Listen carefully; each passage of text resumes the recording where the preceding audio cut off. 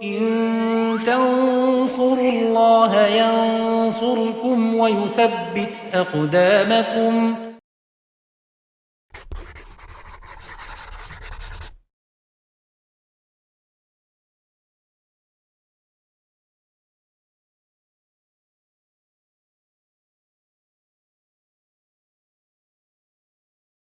Bismillahirrahmanirrahim. Assalamualaikum warahmatullahi wabarakatuh.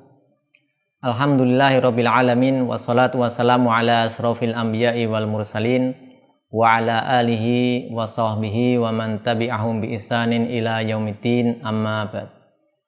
Ikhwati fillah wa akhwati fiddin, pemirsa Yufid Edu rahimani wa rahimakumullah. Insyaallah kita lanjutkan pelajaran kita masuk ke pembahasan kitab Al-Muqaddimah Al-Hadramiyah. Kita mulai dari kitab At-Thaharah. Qala al-musannifu al-alamah Abdullah bin Abdurrahman Bafadl rahimahullahu ta'ala, la tasihu raf'ul hadasi wala izalatun najas illa bima yusamma ma'an. Beliau mengatakan tidaklah sah, yaitu mengangkat hadas, tidak pula menghilangkan najis, kecuali dengan apa yang disebut dengan ma'an, air. Sebelumnya kata at-thaharah itu secara bahasa adalah an-nadhafah wa takhallus minal adnas, yaitu bersih dan terbebas dari kotoran-kotoran. Maka secara bahasa artinya adalah demikian. Adapun secara istilah ada beberapa penafsiran atau definisi. Di antaranya adalah fi'lu ma tustabahu bihi as-shalah au ma fi hukmiha, yaitu satu perbuatan yang dengan perbuatan tersebut dibolehkan sholat, atau yang hukumnya sama dengan sholat, seperti misalnya wudhu, wudhu, kemudian ada mandi, kemudian juga menghilangkan najis dari badan atau dari baju atau dari tempat, yang kan nanti dijelaskan oleh penulis di babnya masing-masing. Beliau mengatakan bahasanya mengangkat hadas itu tidak sah, demikian pula menghilangkan najis, kecuali dengan air. Yang dimaksud air di sini adalah air mutlak, air mutlak. Jadi air bisa kita gambarkan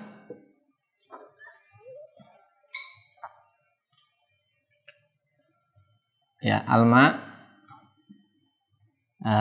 Bisa kita bagi, yang pertama ada ma at-tahur,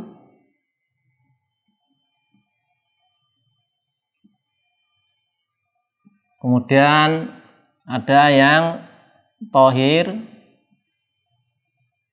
kemudian ada yang mutanajis.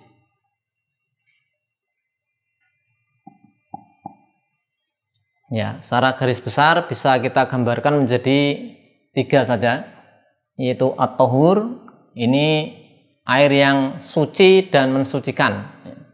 Jadi airnya ini suci, dirinya suci dan bisa mensucikan benda yang lain. Kemudian yang kedua tohir. Tohir ini dia suci, suci zatnya, tapi tidak bisa mensucikan benda yang lain. Ini namanya tohir. Jadi hanya suci zatnya saja. Kemudian mutanajis, ini air yang sudah terkena najis. Ini secara garis besar hanya ada 3. Kemudian nanti bisa kita rinci masing-masing.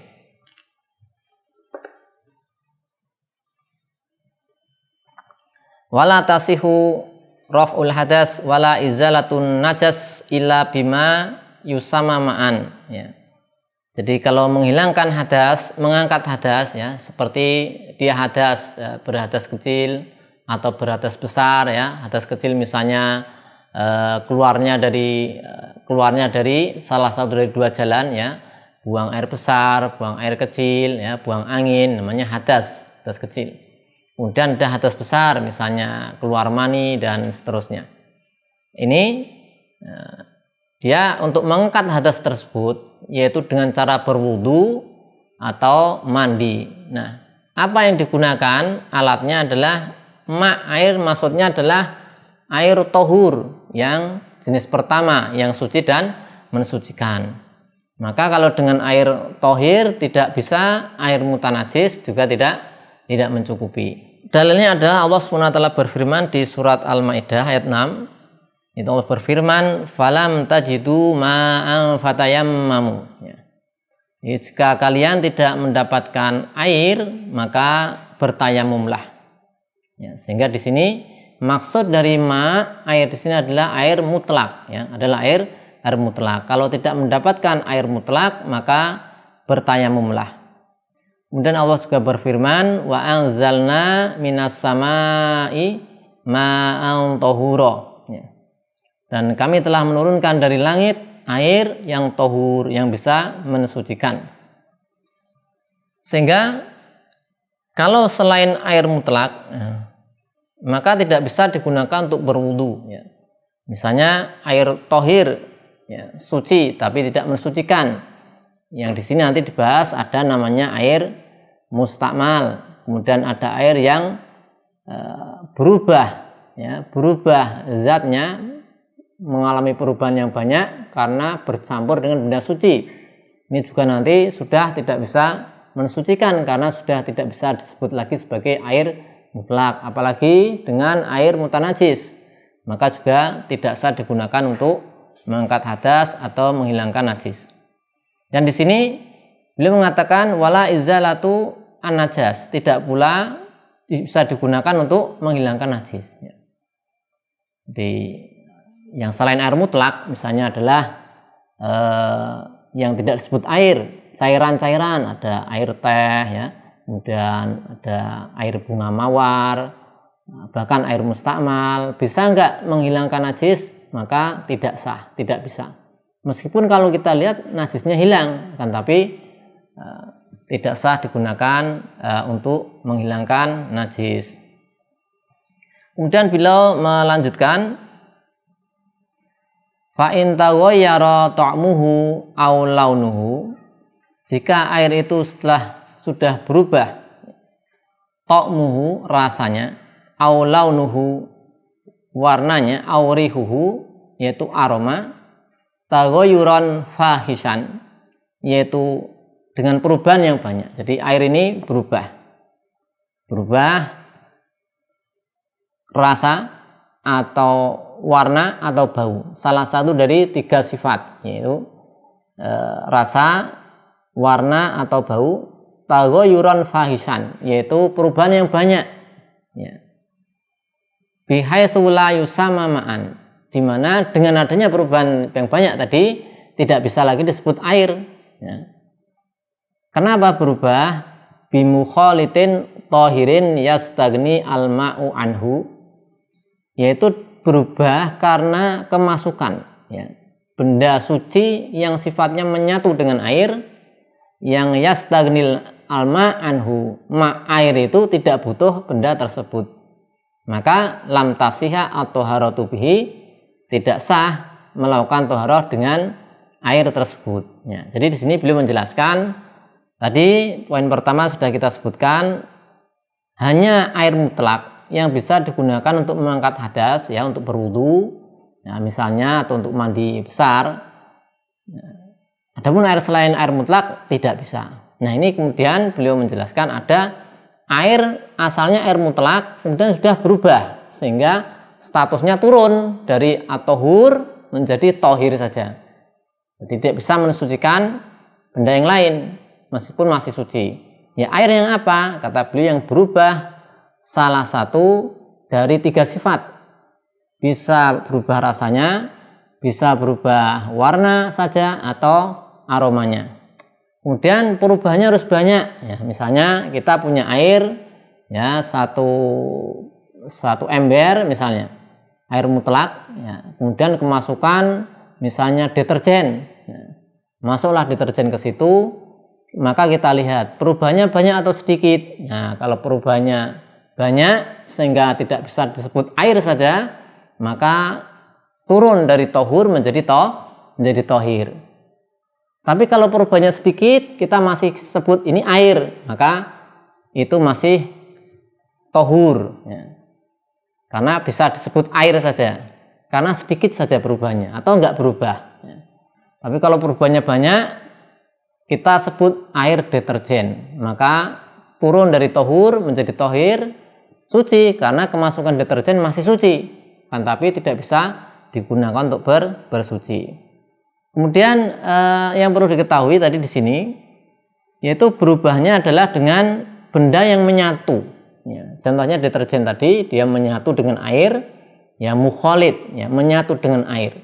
Artinya mukholid menyatu adalah ketika sudah menyatu bercampur antara deterjen dengan air, maka kita nggak tahu nih deterjen yang mana, airnya yang mana, nggak bisa kita pisahkan. Nah, itu namanya menyatu dengan air. Kemudian syarat berikutnya, air itu tidak butuh benda tersebut. Artinya gini, deterjen, apakah air butuh deterjen? Nggak butuh, ya. Nah, nggak butuh deterjen, ya. Nah, air butuhnya apa? Ya, misalnya air butuh wadah. Nah, air butuh wadah butuh. Misal itu air butuh wadah. Nggak bisa terhindarkan dari wadah. Nah, itu nanti beda hukumnya. Kalau sini adalah yang tidak dibutuhkan air. Maka kalau sudah berubah, perubahannya banyak, ya, kemudian benda tersebut tidak dibutuhkan oleh air, maka tidak sah digunakan untuk toharoh, ya. Sebenarnya sudah kita contohkan tadi. Kemudian beliau melanjutkan, wataghoyuru at-takdiriyu kataghoyuri al-hisiyi. Di perubahan yang takdiri diperkirakan itu hukumnya sama dengan perubahan yang terindra, hisi. Jadi perubahan ada dua, satu perubahan yang terlihat atau terindra, dua perubahan yang tidak bisa terindra. Perubahan terindra bagaimana? Misalnya tadi air kemasukan deterjen, kita bisa lihat terindra, oh ini warnanya sudah berubah menjadi warna deterjen, aromanya sudah aroma deterjen, maka ini adalah hisi. Nah, ada perubahan yang takdiri, artinya terindra nggak bisa, dia berubah tapi tidak bisa terindra. Contohnya, beliau memberikan contoh, walau waqa'a fihi ma'u wardin la ra'ihata lahu. Kalau kita punya air mutlak, kemasukan air bunga mawar. Air bunga mawar ini tidak sah digunakan untuk bersuci. Nah, ketika masuk ke dalam air mutlak dan bunga mawarnya sudah hilang rasa wanginya, sudah hilang aromanya. Jadi aromanya nggak harum lagi, aromanya sama dengan aroma air mutlak. Maka ketika bunga mawar masuk ke air mutlak, kita nggak tahu berubah atau tidak. Nah, karena tidak tahu, maka nanti akan dikira-kirakan. Bagaimana cara mengira-ngira bahwasanya ketika air bunga mawar masuk ke air mutlak ini kemudian berubah atau tidak, berubah banyak atau tidak, maka dikira-kira. Beliau mengatakan qaddira mukhalifan bi awsati as-sifati, yaitu dikira-kirakan dengan benda lain yang memiliki perbedaan sifat dengan air, dengan perbedaan yang tidak menyolok, ya, dengan perbedaan tidak menyolok. Sehingga nanti ketika sudah diperkirakan, ya, diperkirakan dengan benda yang lain, diandaikan, ya, lebih tepatnya diandaikan dengan benda yang lain, nanti terjadi perubahan atau tidak, ya. Kalau terjadi perubahan, maka perubahan banyak, maka sudah tidak bisa digunakan untuk bersuci. Kalau tidak terjadi perubahan atau perubahannya sedikit, maka masih bisa digunakan untuk bersuci.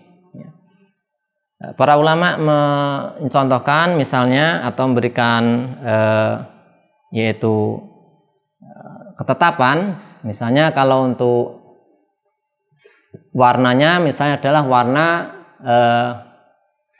perasan air anggur misalnya, perasan air anggur. Kemudian aromanya misalnya adalah aroma luban zakar, ya, semacam ya kayak kemenyan Arab seperti itu. Di Indonesia tidak ada. Nah, itu diandaikan luban zakar. Kemudian nanti ada juga untuk rasanya dengan perasan buah delima. Nah, nanti dengan diandaikan dengan benda-benda tadi, apakah nanti berubah atau tidak. Ya, misalnya air bunga mawar ini kita punya 1 ember air, kemudian kejatuhan air bunga mawar 1 sendok. Ya. Maka 1 sendok air bunga mawar kita andaikan yaitu misalnya perasan anggur.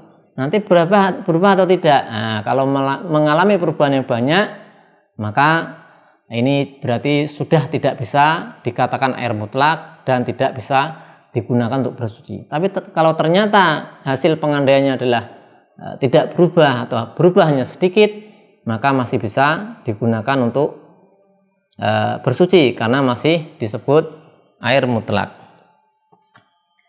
Demikian yang dapat kita sampaikan pada kesempatan kali ini tentang air mutlak yang bisa digunakan untuk bersuci dan juga air yang sudah hilang, ya, sudah hilang status air mutlaknya karena disebabkan oleh kemasukan benda lain, benda yang suci, kemudian air tersebut sudah tidak bisa disebut air mutlak. Kenapa tidak bisa disebut air mutlak? Karena sudah mengalami perubahan yang banyak sehingga disebut air yang lain, ada embel-embelnya. Tadi misalnya menjadi air deterjen atau menjadi air teh atau menjadi air sabun dan seterusnya. Maka air-air ini sudah tidak air mutlak, tidak bisa digunakan untuk bersuci.